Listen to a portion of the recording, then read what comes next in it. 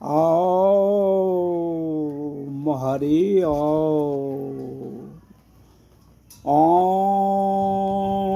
सन्दकारं भुजङ्गशयनं पद्मनाभसुरेशं विश्वधरं गगनसदृशं मेघवर्णं शुभाङ्गं लक्ष्मीकान्तं कमलनयनं युगविद्यानगम्यं वन्दे विष्णुभवभयहरं सकलैकैक्यनाथं सकलैकैक्यनाथं भगवान् শ্রীমন্ত শংকৰ হৰিভকতৰ জানা যেন কল্পতৰু তাহাঁতে বিনাই নাই নাই নাই নাই আমাৰ পৰম গুৰু আমাৰ হে ভগৱন্ত গুৰু তোমাক সাক্ষী কৰি ভগৱন্তক সাক্ষী কৰি এটা কথা আমি আলোচনা কৰিবলৈ ওলাইছোঁ।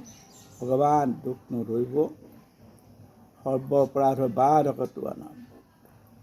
এই যে কলিযুগত আমাৰ যি হিন্দুৰ সনাতন বৈষ্ণৱ ধৰ্ম বহুত খেলি মেলি দেখা গৈছে, আমি সেইটো নিজে নিজে কৈছোঁ। যুগৰ সাপেক্ষে যুগক আমি দুখ দি আমি নিজে নিজে কৈছোঁ। এইটো অৱশ্যে দুখ নাই। কৃষ্ণ স্বয়ং ভগৱান শ্ৰীকৃষ্ণৰ দিনতো শ্ৰীকৃষ্ণৰ বিপৰীত অসুৰ সম্পৰ্কীয় ৰজাবিলাক আছিলে, সেই স্বয়ং কৃষ্ণক চিনি পোৱা নাছিলে। চিনি নেপাই তেখেতলোকে নিজে নিজেই কৃষ্ণতকৈও শ্ৰেষ্ঠ বুলি নিজে নিজে প্ৰকাশ কৰিছিলে। আৰু কৃষ্ণ প্ৰকৃততে দ্বাৰকাধীশ কৃষ্ণ নহয়, পৌণ্ডক বাসুদেৱ নামৰ এজন ৰজাই নিজকেই প্ৰকাশ কৰিছিলে যে মইহে প্ৰকৃততে ভগৱান কৃষ্ণ। আৰু দ্বাৰকাধীশজন ভণ্ড, ফাঁকিদাৰী ভণ্ড অমূলক বুলি তেখেতে পৌণ্ডকে বহুত প্ৰচাৰ কৰিলে। স্বয়ং কৃষ্ণ বলভদ্ৰ বীৰ সাত্যকী কামদেৱ বীৰসকল থকা স্বত্তেও যদুবংশক ভয় নকৰি সেই পৌণ্ডক মহাপাপীয়ে কৃষ্ণৰ ওপৰত যাবলৈ বিচাৰিলে। গৈ আছে, ভগৱানে কাকো একো কোৱা নাই, নিজকেই কৃষ্ণ বুলি কয়। আৰু সেই পৌণ্ডকৰ সহায় সাৰথী হিচাপে কাশীৰাজ নামৰ এজন ৰজাইও পৌণ্ডকক সাহস কৰি সংগী কৰি লৈছিলে, লৈ কৃষ্ণৰ বিপৰীতে যুদ্ধ কৰিব বিচাৰিছিলে, কৃষ্ণৰ বিপৰীতে গুণগান গাবলৈ বিচাৰিছিলে। পৌণ্ডকে নিজে অনন্ত আসন বনাই লৈছিলে, অনন্ত ফেনা নাগৰ ওপৰত বহি থাকে আৰু নিজৰ চক্ৰ আছিলে। ভগৱান কৃষ্ণই যেনেকৈ হনুমানক সহায় সাৰথি লৈ ডাঙৰ ডাঙৰ কিছু কাম কৰিছিলে, সেই তেনেধৰণে পৌণ্ডক বাসুদেৱেও দ্বিবিধ বানৰকেই সহায় কৰি লৈ বহুতো কাম কৰিবলৈ জগতত প্ৰচাৰ কৰিছিলে। গতিকে সেই পৌণ্ডকক সকলোৱে মানিছিলে সঁচাকৈ দ্বাৰকাধীশ কৃষ্ণ সত্য নে পৌণ্ডক বাসুদেৱ সত্য। মানুহবিলাকে ভুৱা হ'ল, মানুহবিলাকৰ মনত সন্দেহ সোমাই গ'ল, সোমাই বহুতো অজ্ঞানী আৰু প্ৰজ্ঞা প্ৰতিষ্ঠিত নোহোৱা, নিজত্ব নোহোৱা, দেখাত মানুহৰ ফাঁক লৈ থকা লোকসকলে আহি পেলাই সেই পৌণ্ডক তাতেই আশ্ৰয় ল'লে, কৃষ্ণক বাদ দিলে। কাৰণ পৌণ্ডক বাসুদেৱে আচল সত্য এই বুলি পৌণ্ডকৰ পক্ষ হৈ তেওঁলোকে ৰাজ শাসন কৰি আছে। ইফালে কৃষ্ণ বাসুদেৱ দ্বাৰকাধীশৰ সৈতে বিপৰীতে সদায় কাজিয়া কৰি থাকে আৰু ৰাইজক শুনাই থাকে, মইহে বাসুদেৱ, মই সেইজন বাসুদেৱ নহয়। গতিকে এদিন সেই পৌণ্ডক বাসুদেৱে যুদ্ধৰ আহ্বান কৰি এখন পত্ৰ লিখি দ্বাৰকাধীশলৈ কৃষ্ণলৈ পঠাই দিলে। তেতিয়া সেই পত্ৰখন পাই কৃষ্ণ বাসুদেৱে ভগৱানে নিজে আহি পৌণ্ডকৰ লগত যুদ্ধ কৰে। পৌণ্ডকে সুন্দৰ সুন্দৰ হাঁহি মাৰি নিজকে বীৰ বোলাই তেওঁ কৃষ্ণৰ লগত যুদ্ধ কৰি থাকে। অন্যান্য অস্ত্ৰ শস্ত্ৰ প্ৰহাৰ কৰে, কৃষ্ণইও কৰে, কাটি থাকে। চক্ৰও প্ৰহাৰ কৰিলে পৌণ্ডক বাসুদেৱে, কৃষ্ণইও সুদৰ্শন চক্ৰ প্ৰকাশ কৰি দিলে। কিন্তু সুদৰ্শন চক্ৰৰ আগত পৌণ্ডকৰ চক্ৰ কাটি দুফাল হৈ গ'ল, ফেইল হৈ গ'ল। গতিকে সেই চক্ৰই যাই পৌণ্ডকৰ ডিঙিটো কাটি এঠাইত ছেদ কৰি পেলাই দিলে। তেতিয়াৰ পৰা পৌণ্ডক বাসুদেৱৰ নাম নাইকিয়া হ'ল।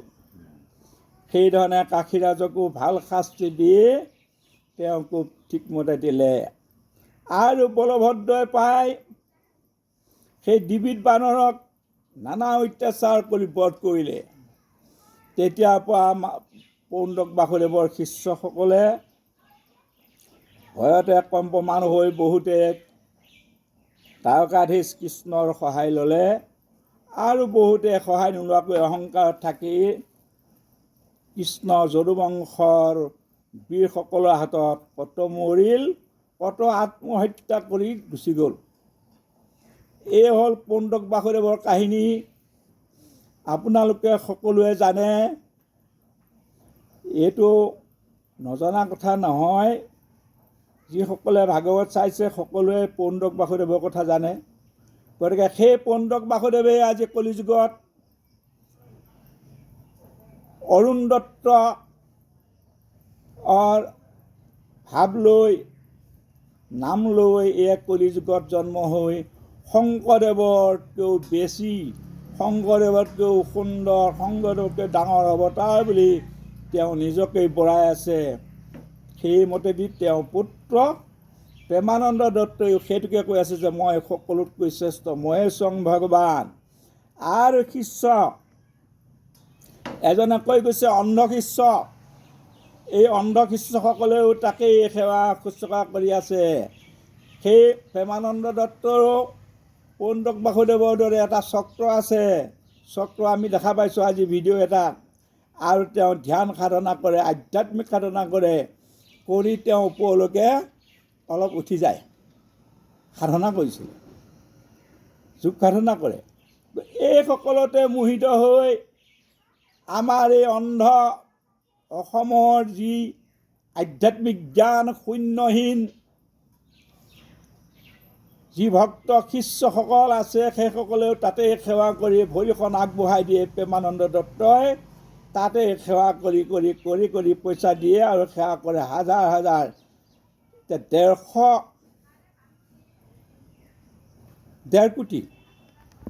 কোটি শিষ্য থকা বুলি কয়, কৈ তেওঁলোকে বহুত বঢ়াই কৰি থাকে। এই হ'ল অন্ধ। এতিয়া শংকৰদেৱৰ দৰে কেইখন শাস্ত্ৰ লিখিছে, আগৰ ভিডিঅ'ত লোকসকলে কৈছে শংকৰদেৱৰ দৰে তাত্ত্বিক তত্ত্বপূৰ্ণ আধ্যাত্মিক তত্ত্ব থকা কেইখন শাস্ত্ৰ লিখিছে প্ৰেমানন্দ দত্তই, এখনো নাই। মিছা লোকৰ চেয়া চুলি আনি, শংকৰদেৱৰ চেয়া চুলি আনি তাকেই মেৰিয়াই মেৰিয়াই তাতে গেন্ধাৰী সোপা বান্ধি নিজকে কৈছে যে মোৰ লাম্বা চুলি আছে। লোকৰ চেয়া চুলিয়ে খোপা বন্ধা লোক, সেইজন হ'ল ভণ্ড। তেওঁ ভণ্ড প্ৰমাণ হৈ গৈছে যে বিদেশলৈ গৈ সেইটো ভণ্ড প্ৰমাণ হৈছে, আপোনালোকে জানে সকলোৱে। গতিকে চাই চিন্তি অসমৰ ভক্ত শিষ্যসকলে ভালকৈ চলিব, আধ্যাত্মিক শিক্ষা ল'ব, শাস্ত্ৰ জ্ঞানৰ শাস্ত্ৰ পঢ়ি চাব, তেতিয়াহে আচলটো বুজি পাব। এতিয়া সেই পৌণ্ডক গ'ল। আকৌ আমি তাৰো আগৰ যুগত সত্য যুগতেই হিৰণ্যকশিপুৰ কথা পাওঁ। হিৰণ্যকশিপুৰে কৈছিলে প্ৰহ্লাদক, হেও প্ৰহ্লাদ, ভগৱান ক'ত আছে? ময়ে ভগৱান, মোক ক্ষমা কৰা। মোকেই পূজা কৰা, নহ'লে তোৰ ডিঙি কাটি পেলাম। এই ভয়তেই প্ৰজাসকলে হিৰণ্যকশিপুৰৰ তাতেই আশ্ৰয় লৈছিলে। প্ৰহ্লাদে কিন্তু পিতৃ যদিও সেৱা কৰে, কিন্তু তথাপি পিতৃৰ কথা মানি হিৰণ্যকশিপুৰৰ নাম লোৱা নাই। দৈত্য শিশুসকলক লৈ ভগৱানৰ নাম গুণ গাইহে তেওঁ হিৰণ্যকশিপুৰৰ বিপৰীত কৰ্ম কৰি আছিলে।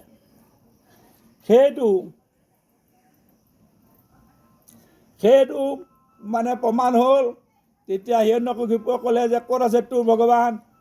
গছে প্ৰহ্লাদে ক'লে যে গছে বাঁহে সকলোতে আছে, ঘৰে দুৱাৰে। এই সূতাটোত আছেনে? বোলে আছে। তেতিয়া প্ৰহ্লাদে দেখুৱাই দিলে যে এই সূতাটোতো আছে। হিৰণ্যকশিপুৰে